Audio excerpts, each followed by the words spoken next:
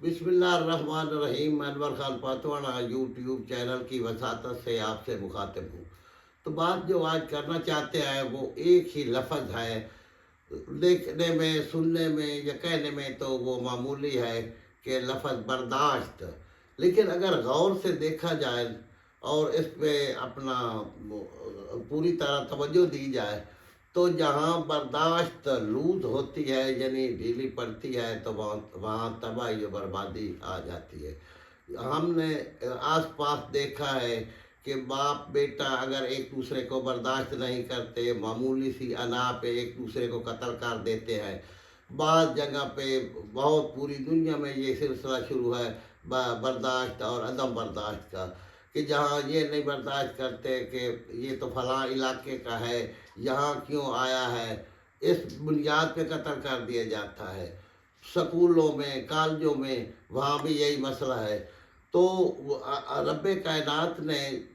جب کائنات تشکیل دی تو دیکھا جائے تو اگر کائنات کو ایک عمارت سمجھے نا تو اس کا جو ستون ہے جس پہ وہ کھڑی ہے وہ برداشت ہے۔ اگر یہ ستون گرا دیا جائے تو سارا نظام کائنات کا درہم برہم ہو جائے۔ مثال کے طور پر قدرت نے ایک یعنی بیک وقت میں متضاد عوامل، متضاد قوتیں، متضاد جذبے پیدا کیے ہیں، لیکن وہ ایک دوسرے کے ساتھ بقائے بامی کے اصولوں کو مد نظر رکھتے ہوئے چل رہے ہیں، ورنہ ایک دوسرے کو برداشت نہ کرے تو کائنات میں بھی خلل پڑ جاتا ہے۔ مثال کے طور پر اللہ تعالیٰ کا فرمان ہے قرآن پاک میں سورہ یاسین میں کہ سورج کو طاقت نہیں کہ وہ چاند کو پکڑ لے، نہ رات کو اختیار ہے کہ وہ دن سے پہلے آ جائے۔ یعنی یہ متضاد صفات بھی آپس میں رکھتی ہیں یہ چیزیں، لیکن ایک اصول جو رب کائنات نے تعین کر رکھا ہے وہ یہ ہے کہ ایک دوسرے کو انہوں نے متضاد صفات رکھنے کے باوجود، اور یہ جو ان کی متضاد صفات ہیں ان کو وقتاً فوقتاً یہ چیزیں اجاگر بھی کرتی رہتی ہیں، لیکن ایک مدار میں رہتی ہیں اپنی حدود میں۔ تب ہی یعنی کائنات کا سلسلہ بھی اسی لیے چل رہا ہے۔ اللہ تعالیٰ نے مطلب جہاں نظام شمسی کا ذکر آیا ہے وہاں بھی یہی وضاحت کی ہے کہ کسی چیز کو دوسری چیز پہ اپنا حملہ کرنے کی یا اس میں اپنا برداشت کرنے کی پوری قوت ہے۔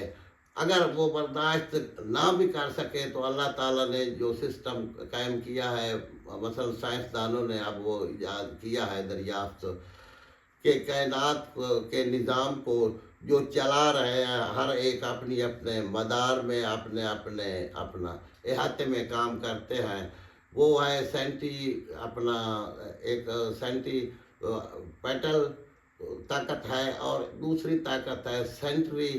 فیوگل، یعنی کہ اگر یہ چاہیں بھی تو ایک ہے مرکز گریز اور ایک ہے مرکز کشش، یعنی یہ جو طاقتیں ہیں ان طاقتوں کی بنیاد پہ ہر چیز اپنے دائرے میں رہتی ہے اور کام کرتی ہے۔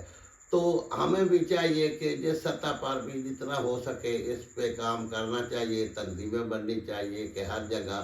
عدم برداشت جو ہے، یعنی کہیں مذہب کے بنیاد پہ فسادات شروع ہے، قتل و غارت شروع ہے۔ یہ کوئی بات ہے کہ مسجد میں کوئی نماز پڑھ رہا ہے اور کوئی انہیں برداشت نہیں کرتا کہ یہ ان کا تعلق تو فلاں فرقہ سے ہے اور خود بھی اپنے آپ کو اڑا دیتا ہے، لیکن اس کے پیچھے بھی عوامل ہیں، اور وہ عوامل یہ ہیں جو دماغ بنانے والے ہیں، ان پہ نظر رکھنی چاہیے، اور اس بنیاد پہ